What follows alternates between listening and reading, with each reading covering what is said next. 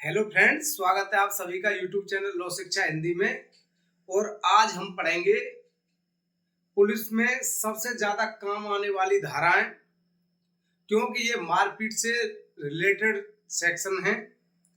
और आईपीसी के according BNS में क्या क्या चेंजमेंट हुआ है इसको भी पढ़ेंगे, क्योंकि थाने में सबसे ज्यादा प्रयोग यही धारा होती है जो आईपीसी में 323, 324, 325, 326 हुआ करती थी। क्या कुछ नया चेंजमेंट हुआ है इनमें और कब कौन सा सेक्शन लगता है, कि गंभीर चोट क्या होती है और साधारण चोट क्या होती है, इसको हमने इससे पूर्व वीडियो में पढ़ा था। लेकिन आज हम ये देखेंगे कि कब कौन सी धारा एक दूसरे में चेंज हो जाती है। तो आइए समझते हैं। धारा 115(2), 117(2), 117(3), 117(4) और 118(1) और 118(2) बीएनएस को। अभी मैंने एक चार्ट बनाया है, इसको बाद में पढ़ाऊंगा। सबसे पहले हम जानेंगे कि खतरनाक हथियार क्या होता है। जैसा कि सेक्शन 118(1) में ही कहा गया है, यदि आक्रामक हथियार के तौर पर मतलब कौन सा उपकरण गोली मारने का, बेधने का या काटने के किसी उपकरण द्वारा या किसी ऐसे उपकरण द्वारा जो आक्रामक हथियार के तौर पर उपयोग में लाया जाए जिससे मृत्यु कारित होना संभाव्य हो। कौन सा? मृत्यु कारित होना संभाव्य हो। तो खतरनाक हथियार किसे कहा गया है? खतरनाक हथियार उसे कहा गया है कि जिसके प्रयोग में लाने से मृत्यु कारित होना संभाव्य हो। अब खतरनाक हथियार का क्या है? एक ब्लेड में शार्प ऑब्जेक्ट लिखा जाएगा, परंतु अगर वो ब्लेड हाथ पे लग गया और हाथ पे लगने के बाद कोई नस वगैरह नहीं कटी है तो उससे मृत्यु कारित होना संभाव्य नहीं है। लेकिन आमतौर पर क्या समझा जाता है कि शार्प ऑब्जेक्ट को ही खतरनाक हथियार मान लिया जाता है। देखना यह है कि एक हार्ड एंड ब्लंट ऑब्जेक्ट भी खतरनाक हो सकता है। मान लो एक सरिया है, सरिया अगर सिर पे मार दी तो क्या हो गया? वो हो गया खतरनाक हथियार। क्यों? क्योंकि उससे मृत्यु कारित होना संभाव्य था। उसी प्रकार से डंडा मार दिया, कमर पर मार दिया, हाथ मार दिया तो मृत्यु कारित होना संभाव्य नहीं है। अब ये डिपेंड करता है कि किस अंग पर उस हथियार से चोट कारित की गई है। दूसरा, उस हथियार से क्या मृत्यु कारित हो सकती थी? जैसे किसी के गोली मार दी तो निश्चित रूप से गोली से मृत्यु हो जाएगी, तो उसे क्या माना गया? खतरनाक हथियार। अब इन धाराओं में जो अंतर है वो केवल खतरनाक हथियार और चोट साधारण है या गंभीर है, इसी चीज का अंतर है। आप लोग समझ गए होंगे खतरनाक हथियार कौन सा होता है। खतरनाक हथियार के अलावा अन्य जितने भी होते हैं वो क्या होंगे? सिंपल ऑब्जेक्ट होंगे। तो आइए समझते हैं चार्ट के माध्यम से क्या कुछ इसमें चेंजमेंट हुआ है और कब कौन सा सेक्शन लगेगा। आप देख पा रहे हो, पहले एक बार स्क्रीनशॉट ले ले इसका। अब इसमें मैंने यहाँ लिखे हैं बीएनएस के सेक्शन और ये है आईपीसी के सेक्शन। इंजरी किस प्रकार की है और वेपन कौन सा प्रयोग किया गया है। तो 115(2) बीएनएस में है, वो पूर्व में धारा 323 हुआ करती थी। और ये कब लगती थी? जब इंजरी भी सिंपल हो और वेपन भी सिंपल हो, साधारण वेपन हो, जो जिस हथियार का प्रयोग किया गया है, जैसे थप्पड़ मार दिया या कोई डंडा मार दिया। अगर साधारण चोट है और साधारण ही वेपन है तो कौन सी धारा लगेगी? 115(2) बीएनएस। इसके अलावा 117(2) पूर्व में क्या हुआ करती थी? आईपीसी के अंतर्गत 325 हुआ करती थी। इसमें वेपन कैसा था? वेपन था सिंपल और जो चोट थी, इंजरी थी ग्रीवियस हर्ट, उसके गंभीर चोट। और गंभीर चोट की परिभाषा कहां दी गई है? 116 बीएनएस के अंतर्गत। उसको मैंने पूर्व में एक वीडियो में समझा दिया गया है। साधारण चोट को और खतरनाक गंभीर चोट को, दोनों को मैंने पूर्व में समझा दिया है। अब 117(3) नई धारा जोड़ी गई है बीएनएस के अंतर्गत। ये नई उपधारा है 117(3). इसमें क्या प्रावधान है? इसमें प्रावधान है कि परमानेंट डिसेबिलिटी मतलब स्थायी तौर पर उसको क्या हो जाए? स्थायी तौर पर दिव्यांग हो जाए। कैसे? कि अगर हाथ को अगर जोड़ा जा सकता है तो क्या होगा? हाथ में फ्रैक्चर आ गया और उसे जोड़ा जा सकता है तो क्या हो गया? गंभीर चोट, परंतु उसी हाथ को मान लो अलग हो गया, बिल्कुल अलग हो गया, उसे जोड़ा नहीं जा सकता, तो क्या हो गया, स्थायी रूप से वो दिव्यांग हो गया। स्थायी अगर डिसेबिलिटी हो जाती है परमानेंट, तो 117(3) नया प्रावधान किया गया है। और जो वेपन है, वेपन कोई सा भी हो सकता है, इसमें ये जरूरी नहीं है कि खतरनाक हथियार हो या साधारण हथियार हो। अगर स्थायी रूप से अगर डिसेबिलिटी हो गई, परमानेंट डिसेबिलिटी हो गई, तो 117(3) लगेगी। सजा बहुत अच्छी की गई है इसमें, 10 वर्ष से आजीवन कारावास, और आजीवन कारावास भी कौन सा है, शेष प्राकृतिक जीवन का। अब 118(1) जो पूर्व में धारा 324 हुआ करती थी आईपीसी के अंतर्गत, इसमें क्या है कि चोट तो है सिंपल, साधारण प्रकृति की चोट लगी हुई है, और जो वेपन है वो है खतरनाक, खतरनाक हथियार से उसे चोट कारित की गई है। तब कौन सी लगेगी, 118(1), जो पूर्व में 324 हुआ करती थी आईपीसी में। अब जो धारा 326 है वो हो गई 118(2). इसमें क्या है कि ग्रीवियस चोट क्या आई, इंजरी ग्रीवियस है, और वेपन भी कौन सा है, डेंजरस है। इसमें दोनों डेंजरस होते हैं, तो तब लगेगी 326। तो ये एक चार्ट के माध्यम से मैंने इसमें बताया है। बाकी सेक्शन में आपको बताता हूं कि सेक्शन क्या कहता है।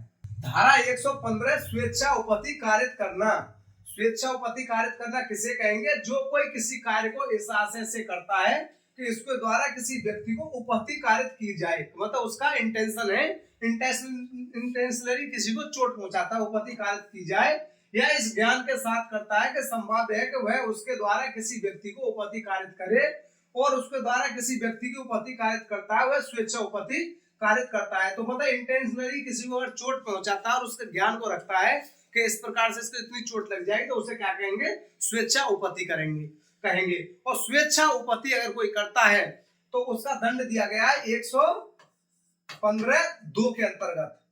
जो क्या दिया, जो कोई धारा 122 उपधारा 1 के अधीन उपबंधित मामले के सिवाय, मतलब 122 धारा, इसमें क्या दिया गया है, 122 के अंतर्गत दिया गया है प्रकोपन द्वारा स्वेच्छा उपपत्ति कारित करना। अगर किसी को प्रकोपन दिया गया है और प्रकोपन के माध्यम से वो किसी को स्वेच्छा उपपत्ति कारित करता है, तो 122 की श्रेणी में जाएगा, उसमें अपराध कम हो जाता है। जैसे 3 से 2 304 का अंतर हुआ करता था अपराध मानववध और हत्या का, उसी प्रकार से इसमें भी अंतर है कि चोट कारित करना मतलब स्वेच्छा उपपत्ति कारित करना। लेकिन 122 में ये दिया गया है कि प्रकोपन द्वारा, अगर किसी व्यक्ति को अचानक प्रकोपन दिया गया, उसके आवेश में आकर के उसके द्वारा कोई चोट कारित की गई है, उसे कहेंगे स्वेच्छा उपपत्ति। कौन सी, प्रकोपन द्वारा।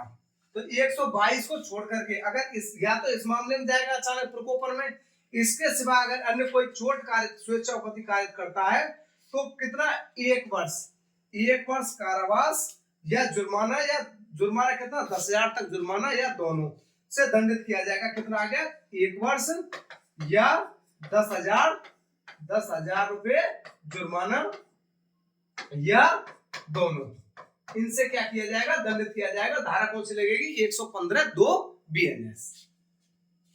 एक बार स्क्रीनशॉट ले ले बेसिक से इसका भी। ये क्या है, असंज्ञेय मामला है और जमानती है, कोई मजिस्ट्रेट द्वारा विचारणीय है। अब नेक्स्ट धारा आ गई 117। इसमें क्या, स्वेच्छा घोर उपपत्ति करना। इसी प्रकार से जैसे स्वेच्छा उपपत्ति कारित करना था, और इसमें क्या है, घोर उपपत्ति मतलब गंभीर चोट कारित करना। इसकी परिभाषा दी गई है 117(1) के अंतर्गत। अब 117(2) क्या कहती है, जो पूर्व में धारा 325 हुआ करती थी आईपीसी में, वो 117(2) हो गई कि धारा 122 की उपधारा 2, इसमें 122 की उपधारा 2 के अंतर्गत है प्रकोपन द्वारा स्वेच्छा घोर उपपत्ति कारित करना। इस मामले को छोड़ करके अगर कोई स्वेच्छा घोर उपपत्ति कारित करता है, तो वो कितने कारावास से, दोनों में से किसी भारतीय का कारावास है, जिसकी अवधि कितनी हो सकेगी, 7 वर्ष तक की हो सकेगी, दंडित किया जाएगा, और जुर्माना। तो इसमें क्या, और शब्द का प्रयोग किया गया है, तो इसमें कितना हो गया, 7 वर्ष प्लस जुर्माना, इतने दंड से दंडित किया जाएगा। और मामला कैसा रहेगा, संज्ञेय होगा, जमानती होगा, और कोई मजिस्ट्रेट विचारणीय होगा। एक बार स्क्रीनशॉट ले लें। अब आती है धारा 117(3). 117(3) बहुत इंपॉर्टेंट धारा है, और नया प्रावधान बीएनएस के अंतर्गत किया गया है। कौन सी, 117(3). इसमें क्या है कि जो कोई धारा 1 के अधीन, मतलब कि घोरपति, स्वेच्छा घोरपति कार्य करता है और उस क्रम में घोरपति के क्रम में क्या हो जाती है, स्थायी दिव्यांगता कार्य हो जाती है। अगर स्थायी दिव्यांगता कार्य हो जाती है या लगातार विकृतशील दशा में डाल देता है, लगातार विकृतशील दशा में डाल देता है, तब की कंडीशन में सजा का प्रावधान कितना किया गया, कम से कम 10 वर्ष। कितना दिया गया, 10 वर्ष से कम नहीं होगी। और आजीवन कारावास कितना, कि उसके शेष प्राकृतिक जीवन का आजीवन कारावास। तो 10 वर्ष से शेष प्राकृतिक जीवन से शेष प्राकृतिक जीवन का कारावास।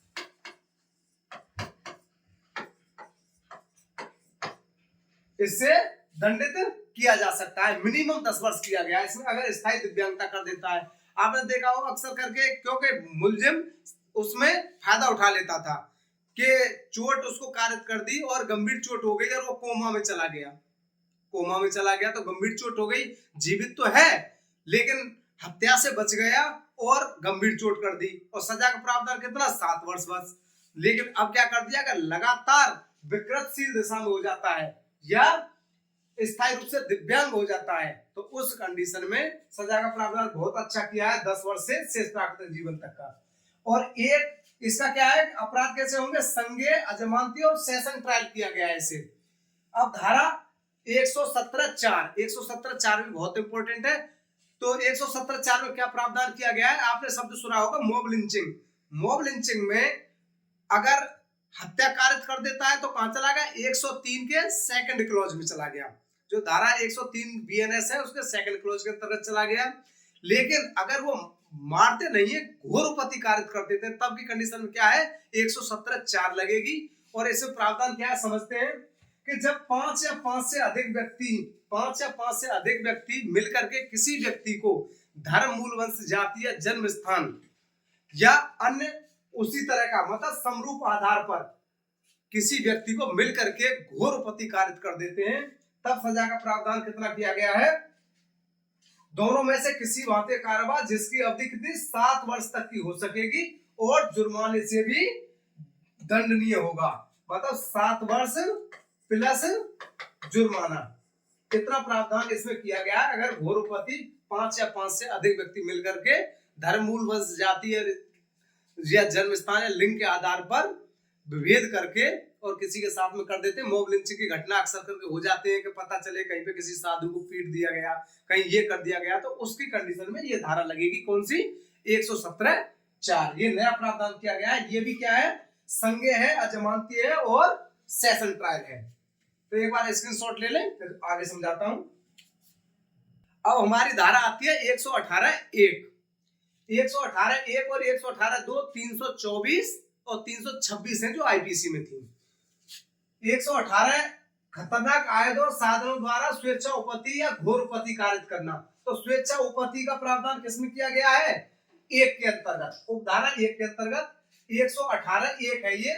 118(1) में ये दिया गया है कि जो खतरनाक हथियार से होता है, आक्रामक आयुध के तौर पर उपयोग करके जिससे मृत्यु कारित होना संभाव्य है, या अग्नि या किसी तप्त पदार्थ, या तो अग्नि से या किसी तप्त पदार्थ द्वारा, या किसी विष या किसी संचारक पदार्थ द्वारा, या किसी विस्फोटक पदार्थ द्वारा, या किसी ऐसे पदार्थ द्वारा जिसका श्वास में जाना या निगलना या रक्त में पहुंचना मानव शरीर के लिए हानिकारक है, या किसी जीव जंतु द्वारा स्वेच्छा उपपत्ति कारित कर देता है, तो वह दोनों में से किसी भांति के कारावास जिसकी अवधि कितनी हो सकेगी, 3 वर्ष तक की हो सकेगी, या जुर्माना कितना, 20,000 रुपए, या दोनों से। तो इसका मतलब क्या हो गया, जो 324 में प्रावधान था वो इसमें बताया गया है। अगर किसी को कोई या तो मतलब ये भेदने के या काटने के या गोली मारने से इस प्रकार के हथियार का प्रयोग करके जिससे मृत्यु कारित होना संभाव्य है,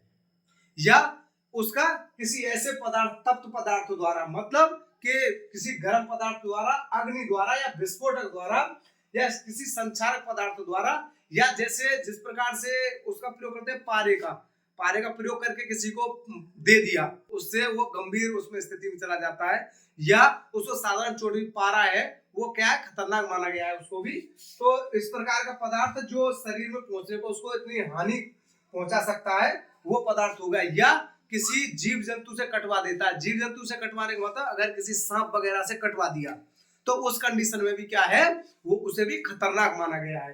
तो इस कंडीशन में कौन सी धारा लगेगी? अगर साधारण चोट आती है तो 118 एक, और अगर गंभीर चोट आती है, गंभीर चोट आती है तो 118 दो। उसको समझेंगे, एक बार स्क्रीनशॉट ले लें। इसका ये संज्ञेय अपराध होगा, जमानती होगा, कोई मजिस्ट्रेट द्वारा ट्रायल होगा इसका 118 एक बीएनएस का। स्क्रीनशॉट ले एक बार। अब ये नेक्स्ट धारा है, नेक्स्ट धारा 118 दो, 118 दो कौन सी? बीएनएस। इसमें क्या दिया गया है कि 122 की उपधारा 2 को छोड़कर वो मैंने पूर्व बता दिया है। तो इसमें गंभीर अगर चोट कार्य करता है तो इसमें क्या है कि आजीवन कारावास से या दोनों में से किसी भांति कारावास जिसकी अवधि 1 वर्ष से कम की नहीं होगी और किंतु 10 वर्ष तक की हो सकेगी, दंडनीय होगा और जुर्माने से भी दंडनीय होगा। या तो मतलब कितना होगा? 1 वर्ष से 10 वर्ष प्लस जुर्माना और या आजीवन कारावास, आजीवन कारावास इससे दंडनीय होगा अगर खतरनाक हथियार से और गंभीर चोट कारित कर देता है। उसकी कंडीशन है जो धारा 326 आईपीसी में हुआ करता था, हो गई 118 दो। अपराध कैसा होगा? संज्ञेय होगा, अजमानती होगा, प्रथम वर्ग मजिस्ट्रेट द्वारा विचारणीय होगा। एक बार स्क्रीनशॉट ले लें इसका। तो ये थी हमारी धारा जो पुलिस के सबसे ज्यादा प्रयोग में आती हैं। अगर धारा समझ में आई हो और वीडियो पसंद आए हो तो चैनल को लाइक करें, सब्सक्राइब करें। Thank you.